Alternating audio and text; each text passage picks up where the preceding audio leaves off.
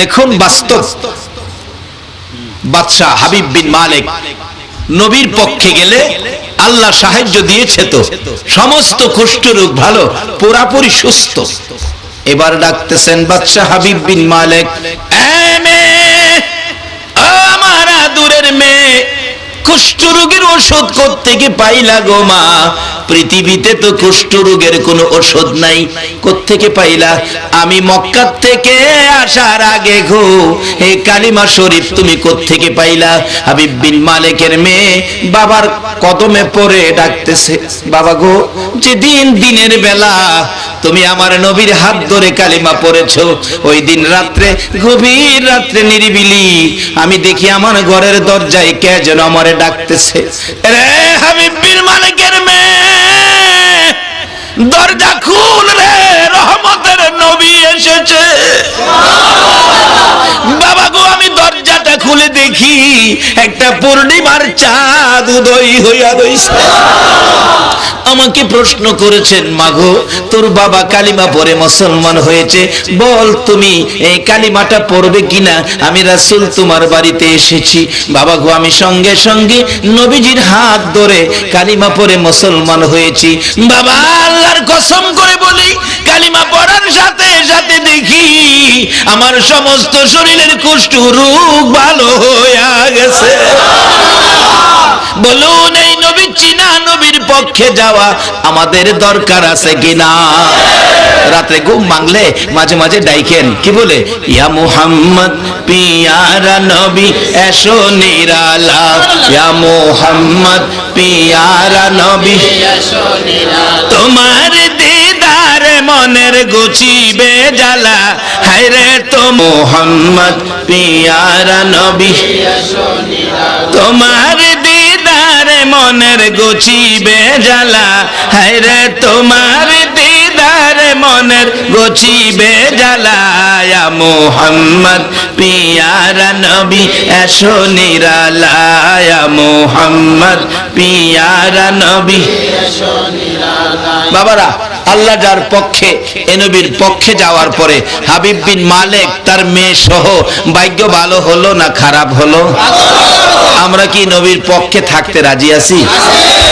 অলির পক্ষে, খাজায়ে খাজেগার পক্ষে থাকলে কি হয়? ভারতবাসী জীবন ধন্য হলো, ভারতবাসীর জীবন ধন্য হলো খাজা, খাজা বাবারে পায়া যাইয়া দেখেন খাজা বাবার বরকতে বাবারে বাবা যেই পরিমাণ সম্পদ এই প্রদেশে দিয়েছে, শুধু পাথর, মার্বেল পাথর, পাহাড়ের পাহাড়, হুদা মার্বেল পাথর, হুদা পাথর বেচা খাজা বাবার উসিলাই যেই সম্পদ রাজস্থানে দিয়েছে আল্লাহ, এই রাজস্থানের পাথর বেচা ভারত চলতে পারবে সারাটা। এটা কার বরকতে? খাজা বাবার বরকতে। আজকে সেই খাজা বাবার স্মরণে মাহফিল। খাজা বাবা কি শুধু ভারতের জন্য না, সারা পৃথিবীর জন্য? আমরা কি এই মাহফিলের উসিলাই কি আল্লাহ আমাদের কিছু দিতে পারে না? কিন্তু পারবে। খাজার আদর্শ যদি আমরা ধরে রাখি, অন যদি গাঞ্জা খাই, গাঞ্জা চিনেন না? হাই রে গাঞ্জা, আমি দেখি নাই অবশ্য, দেখছি এক বেচারারে ব্যাপারী মানুষ, রংপুর বাড়ি, বৈরব ব্যবসা করে, কেন জানি ইত্রামি কেরা গাঞ্জা খাওয়াইছে, হ্যাঁ গদির মধ্যে পায়খানা করতেছে। আরেকজন কারে কি কি আমি পায়খানাত পায়খানা করতে বসছি, গাঁজা খাইয়া গদিত পায়খানা কইরা কয় পায়খানাত বলে পায়খানা। আরেকবার নতুন গাঞ্জা খাওয়াইছে, গাঞ্জা খাইয়া বাপেরে তালুই রাখতেছে। আরেক বেচারা ছিল, এটা আমাদের গ্রামে, হ্যাঁ কয় আমার আদাসের গাঞ্জা দিলে আমি আল্লাহরে দেখাই দেন, আল্লাহরে বলে দেখাইবো আদাসের গাঞ্জা দিলে। আরেক বেচারা গাঞ্জা খাইয়া নাচানাচি করতেছে, নাচতে নাচতে যে ঘরের মধ্যে নাচতেছে, এই ঘরটা ছিল লাঙ্গল জলের ঘর, গিরস মানুষ তো, হ্যাঁ তাউর খায়া হইরা লাঙ্গলের মাথার মধ্যে বাড়ি লাগছে, কিও বাড়ি লাগছে, ধরছে, দইরা দেখে লাঙ্গলের কোডি, দইরা হ্যাঁ সিলাইতেছে, বাতি ঝাল, আল্লাহর দাঁতও ধরছি। গাঞ্জা খাইয়া লাঙ্গলের কোডি দিয়ে হ্যাঁ বলে আল্লাহর দাঁতও ধরছে। বলুন, খাজা বাবার চরিত্রে কি এরকম কোন জিনিস আছে?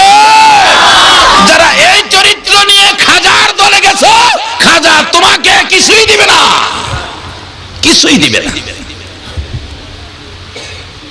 বাবা, আতাই রাসূল খাজায়ে খাজেগা, উনি ভারতের জমিনে আসছে। কি কেরামত! একদিনও কারো মাথায় বাড়ি দেয় নাই, একদিনও গাঁজা খায় নাই। কিন্তু আমাদের দেশের কিছু অযৌক্তিক, অসামাজিক, অপদার্থ কিছু ব্যক্তিত্বরা আছেন, গাঁজা খায়, আরো ডাকে বাবা খাজা, খাওয়া গাঁজা। নাউজুবিল্লাহ বলুন। যারা এইভাবে খাজার নামের কলঙ্ক করতেছো, হাসরের ময়দানে তোমাদের জবাব দিতে হবে। আতাই রাসূল খাজায়ে খাজেগার জীবন কত সুন্দর, বলুন খাজা বাবার আদর্শ কত সুন্দর। আল্লাহু আকবার। দেখা গেল খাজা বাবার আদর্শের উপর আল্লাহ যে কত রাজি। একদিন যখন পিতৃরাই কোনো দিক দিয়েই কিছু করতে পারে না, অবশেষে একদিন কয় তোমার সাথে জমিনে পারতাম না, এক জাদুঘরে ফাড়াইছে আকাশে। হ্যাঁ, আকাশে জাদু দিয়ে বইয়া ডাকতেছে, খাজা বাবা বেড়া হইলে আকাশে আসো, জমিনে তোমার সাথে ভারী না, আকাশে আসো। অনেক ঘটনা, হাজার হাজার ঘটনা, আকাশে আসো। খাজা বাবা কই তোর সাথে আমি যাবো আকাশে? তোর সাথে আমার কি ইজ্জত নাই? আল্লাহ কয় বন্ধু তোমার যাইতে হবে না, তোমার পায়ের দুইটা খরম ছাইরা দাও। খরম চিনেন না? আগেকার দিনে আগিলা মুরব্বীরা খরম খরম খরম দুইটা ছাড়ছে, হ্যাঁ চাইজ কিরে লইয়া খরম যাইতাছে। তেল মোবিল কিচ্ছু লাগে না, গ্যাসও লাগে না, গ্যাস ছাড়া মোবিল ছাড়া। এটা অলির কি? অলির মারহাবা বলুন। এই কেরামতির শক্তি দিছে কে? কাকে দেয় এই শক্তি? আইতাছি সামনে, কাকে দেয়? কে সেই ব্যক্তি? হগলের তো দেয় না। কাকে দেয় যদি প্রশ্ন করেন, আল্লাহ জবাব দিবে। কোরআন শরীফ, ইয়া আইয়ুহাল্লাযীনা আমানু দুখুলু ফিস-সিলমি কাফা, যারা পুরোপুরি ভাবে ইসলামে ঢুকছে তাদেরকেই এই শক্তি দিয়েছে। বলুন খাজা বাবা পুরাপুরি ভাবে ইসলামে ছিল কিনা? ইসলামে না ঢোকা পর্যন্ত এই শক্তি আল্লাহ কাউরে দেয় না। এবার খরম দুইটা গিয়া দুই সাইডে হাজির হইছে, হাজিরিয়া কয় নিচে নামবি না নামামু? এই খরমে কথা কয়, ডান দিকে চাইছে, বাম দিকেরটা কয় হ্যাঁ দিয়ে আবার গাড় দেহা ঠাস কিরা মারছে। বাম দিকে চাইছে, ডান দিকেরটা ঠাস কিরা মারছে। খরম দা বাইরাইয়া খাজা বাবার হাওয়াই না ফেলেছে।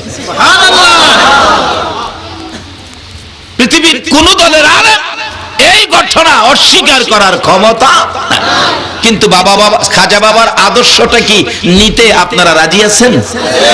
খাজা বাবা আদর্শ কত সুন্দর। বাদশাহ আওরঙ্গজেবের জীবনী। বাদশাহ আওরঙ্গজেব একটু গড় গোবিন্দের মতো ছিল, একটু মেজাজ গরম ছিল, যুবক মানুষ তো, বাদশার ছেলে, সেও বাদশাহ।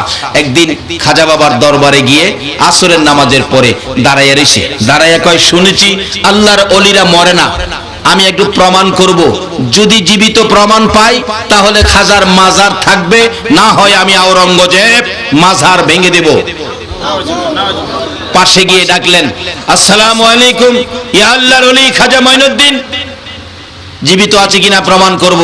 যদি সালামের জবাব দিতে পারে তাহলে জীবিত আছে। একবার সালাম দিলেন, জবাব নাই। আবার সালাম দিলেন, জবাব নাই।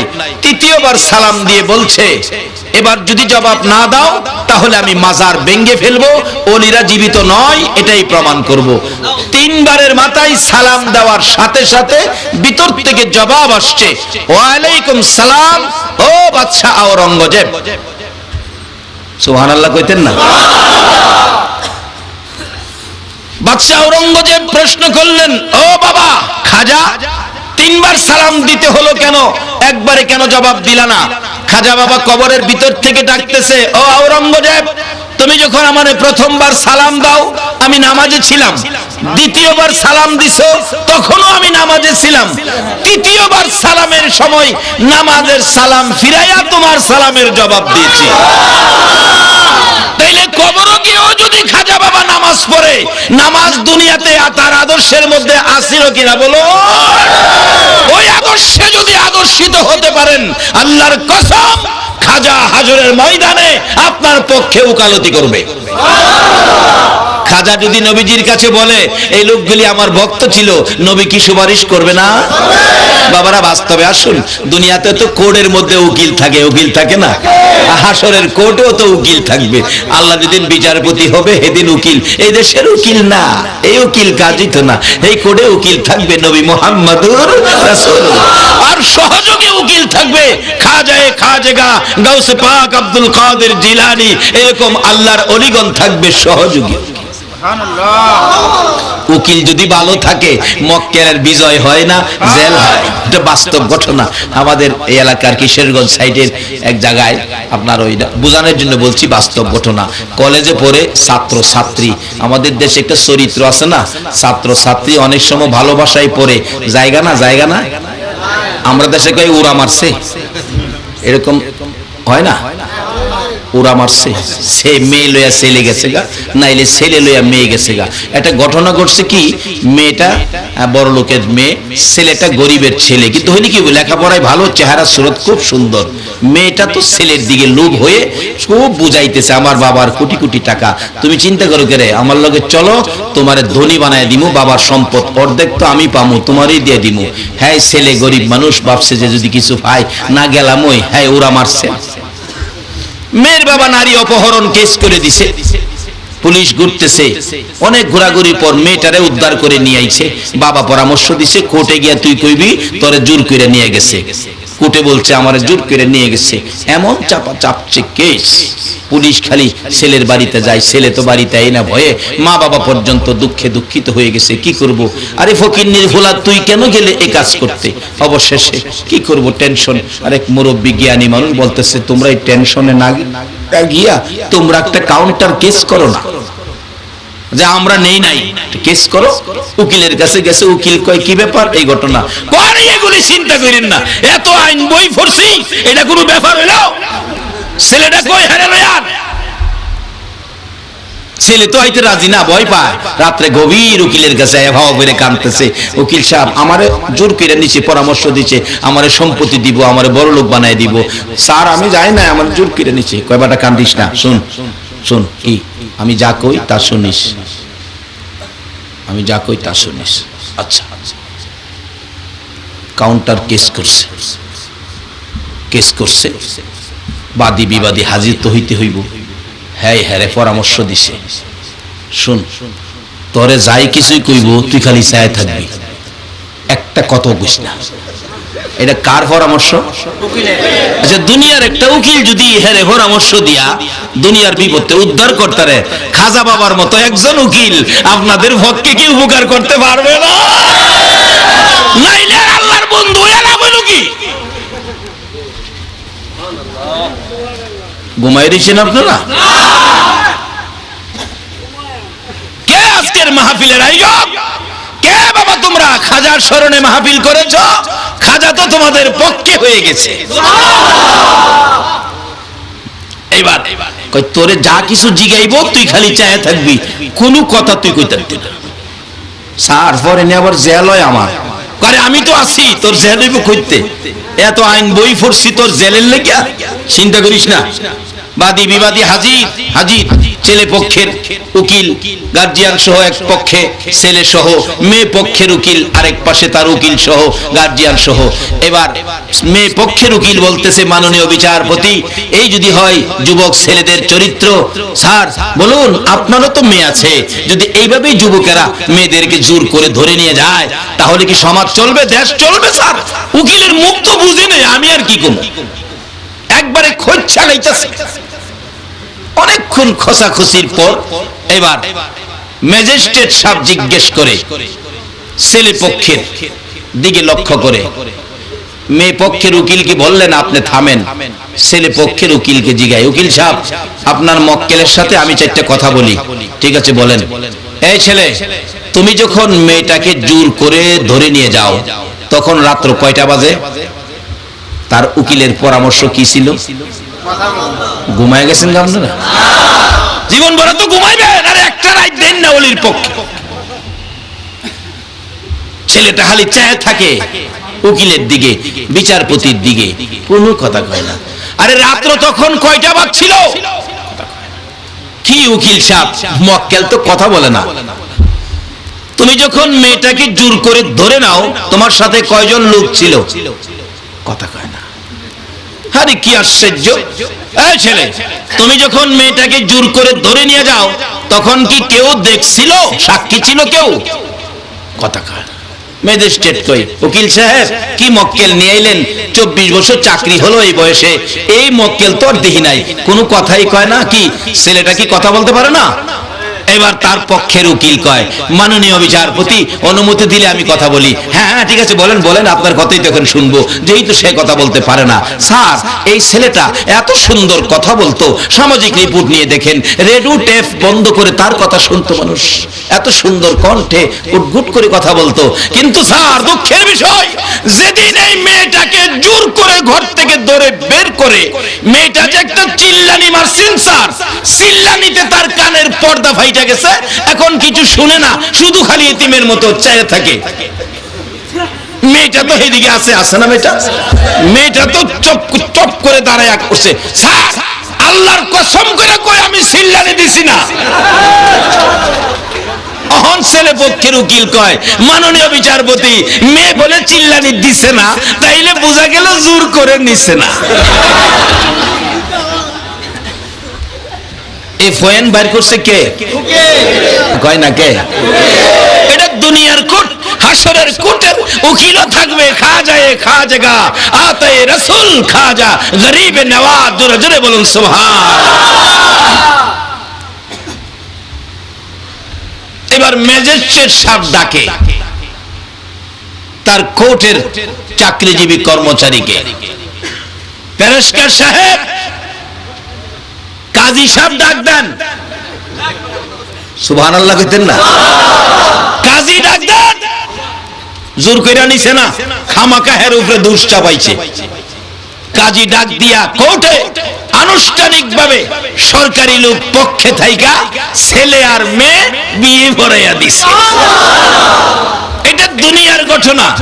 যারা আল্লাহর ওলিদের সাথে সম্পর্ক রাখবেন, হাসরের কোর্টে যেদিন আমার আল্লাহ বিচার করবেন, যদি কোন মক্কেলের পক্ষে খাজা বাবা দাঁড়িয়ে কথা বলে, তার পক্ষে রাসূলও দাঁড়িয়ে যাবে।